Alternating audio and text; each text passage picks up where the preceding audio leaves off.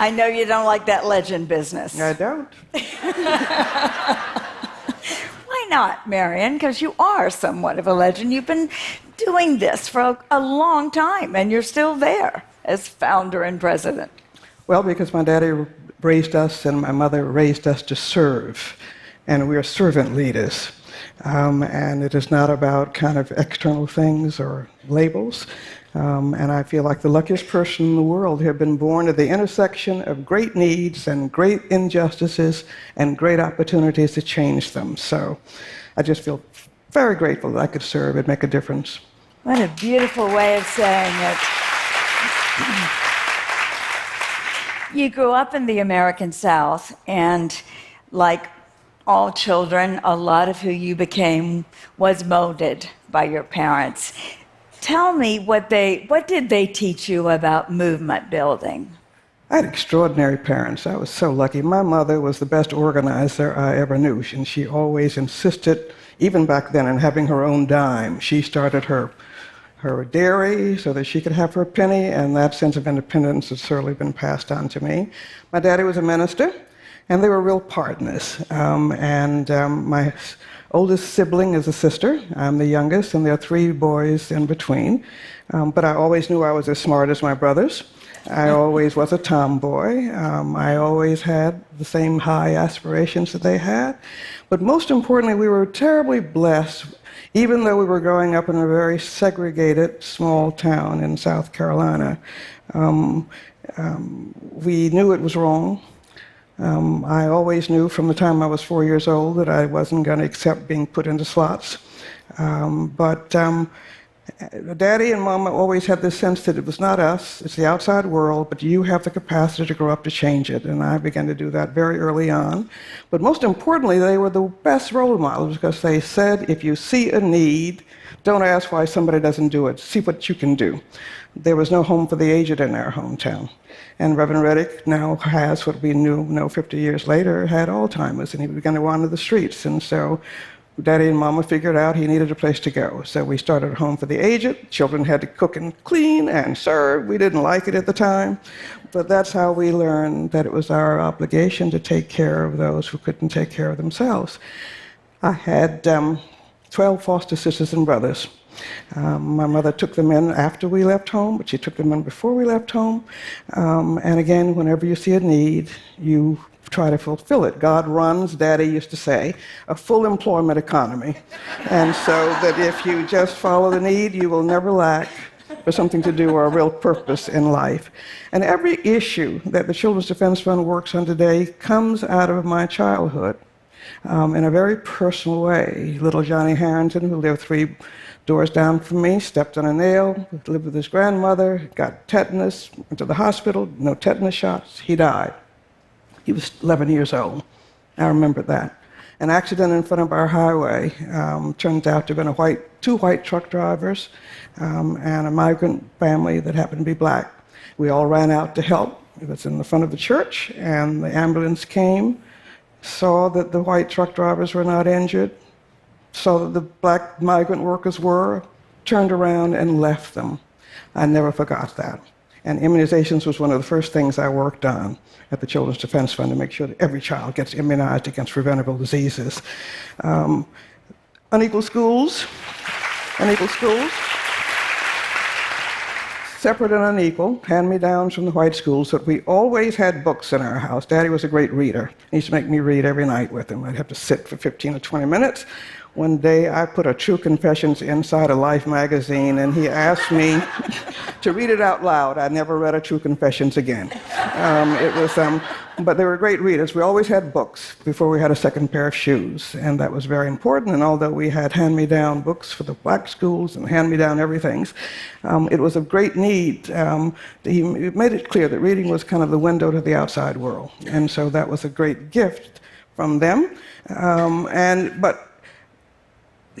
The reinforced lesson was that God runs a full employment economy, and that if you just follow the need, you'll never lack for a purpose in life. And that has been so for me. We had a very segregated small town. I was a rebel from the time I was 4 or 5. I went up to a department store and There was white and black water signs, but I didn't know that and didn't pay much attention to that. And I was with one of my Sunday school teachers, and I drank out of the wrong water fountain. And she jerked me away, and I didn't know what had happened. And then she explained to me about black and white water. I didn't know that, but I would go in after that. I went home, took my little wounded psyche to my parents and told them what had happened and said, what's wrong with me? And they said it wasn't what's wrong with you, it's wrong with the system. And I used to go then secretly and switch water signs everywhere I went. And it felt so good. Well, there is no question that this legend is a bit of a rebel, right? And has been for a long time. So you started your work as an attorney and with the civil rights movement, and you worked with Dr. King and the original Poor People's Campaign. And then you made this decision 45 years ago to set up a national advocacy campaign for children. Why did you choose that particular service to children? Well, because so many of the things that I saw in Mississippi and across the South had to do with children. I saw children with bloated bellies in this country who were close to starvation, who were hungry, who were without clothes, and nobody wanted to believe that there were children who were starving. And that's a slow process. And nobody wanted to listen. Every congressman that came to Mississippi, I'd say, go see, and most of them didn't want to do anything about it. But I saw grinding poverty. The state of Mississippi wanted during voter registration efforts, and with outside white kids coming in to help black citizens register to vote. They wanted everybody to leave the state, so they were trying to starve them out, and they switched from free food commodities to food stamps that cost $2. People had no income, and nobody in America wanted to believe that there was anybody in America without any income. Well, I knew hundreds of them, thousands of them, and malnutrition was becoming a big problem.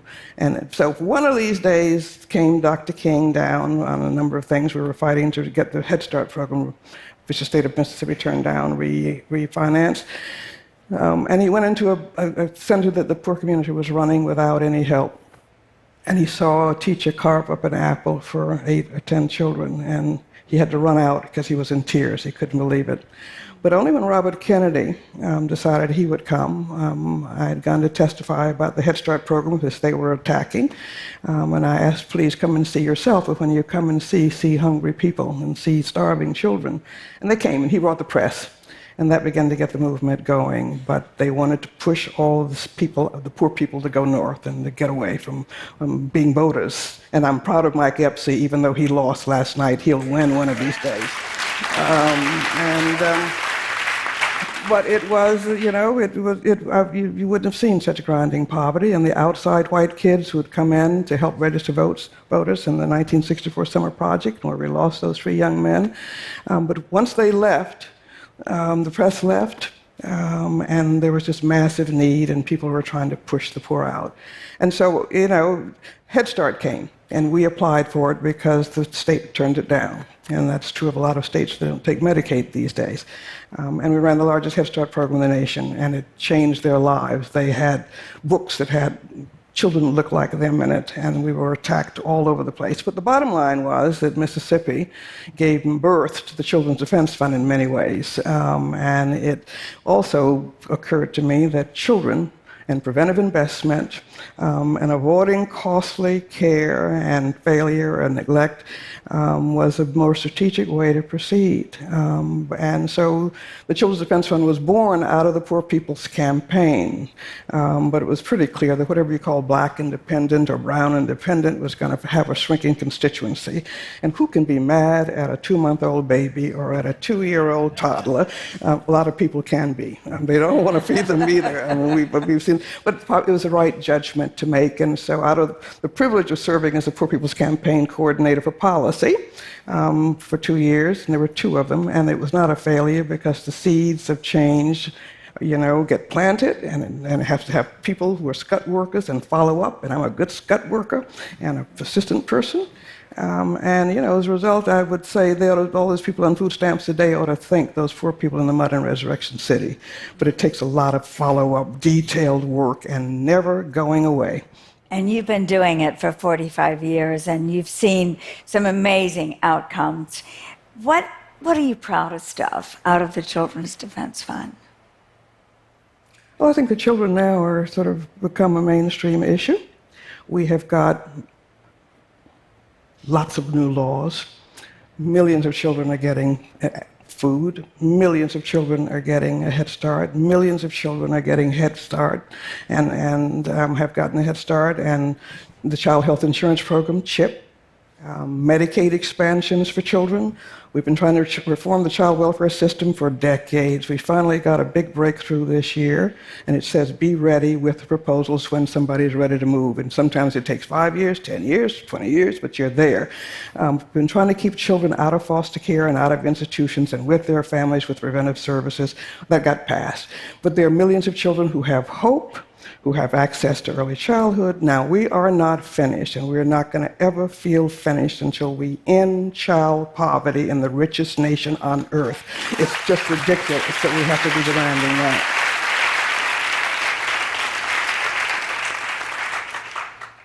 And there are so many of the problems in spite of the successes, and thank you for going through some of them, Marian, the freedom schools, the generations of children now who have gone through Children's Defense Fund programs. But when you look around the world, in this country, in the United States, and in other countries, there are still so many problems. What worries you the most? What worries me is how irresponsible we adults in power have been in passing on of a healthier earth. It worries me when I read the Bulletin of Atomic Scientists and see now that we're 2 minutes from midnight, and that's gotten closer. We have put our future and our children's future and safety at risk in a world that is still too much governed by violence. We must end that. We must stop investing in war and start investing in the young and in peace. And we're really so far away from doing that. And I don't want my grandchildren to have to fight these battles all over again. And so I get more radical. The older I get, the more radical I get. Because there's just some things that we as adults have to do for the next generations. And I looked at the sacrifices of Mrs. Hames and all those people in Mississippi who risked their lives to give us a better life. But the United States has got to come to grips with its failure to invest in its children, and it's the Achilles heel of this nation. How can you be one of the biggest economies in the world and you let 13.2 million children go live in poverty, and you let children go homeless when you've got the means to do it? We've got to rethink who we are as a people, be an example for the world. There should be no poverty. In fact, we wanted to say we're going to end poverty in the world, and let's start at home. And we've made real progress, but it's such hard work, and it's going to be our Achilles heel. We should stop giving more tax cuts, sorry folks, to billionaires rather than to babies and their health care. We should get our priorities straight. That's not right, and it's not cost effective. And the key to this country is going to be an educated child population. And yet we've got so many children who cannot read or write at the most basic levels. We're investing in the wrong things. And I wouldn't be upset about anybody having 1 billion, 10 billion. If there were no hungry children, if there were no homeless children, if there were no uneducated children. And so it's really about what does it mean to live and live a decent life. Why are we put on this earth? We're put on this earth to make things better for the next generations. And here we're worrying about climate change and global warming, and we're looking at that. Again, I constantly cite that I look at that Bulletin of Atomic Scientists every year and say, now 2 minutes to midnight, are we out of our minds, adults, about passing on a better world or a world to our children? That's what our purpose is to leave a better world for everybody. And the concept of enough for everybody. There should be no hungry children in this world with the rich wealth that we have. And so I can't think of a bigger cause. And I think that I'm driven by my faith. And it's been a privilege to serve, but I always had the best role models in the world. Daddy always said God runs a full employment economy, and that if you just follow the need, you'll never lack for a purpose in life. And I watched the partnership because my mother was a true partner. I always knew I was as smart as my brothers, at least. Yeah. And we always knew that we were not just to be about ourselves, right, but that we were here to serve. Right. Well, Marian, I want to say on behalf of all the world's children, thank you for your passion, your purpose, and your advocacy.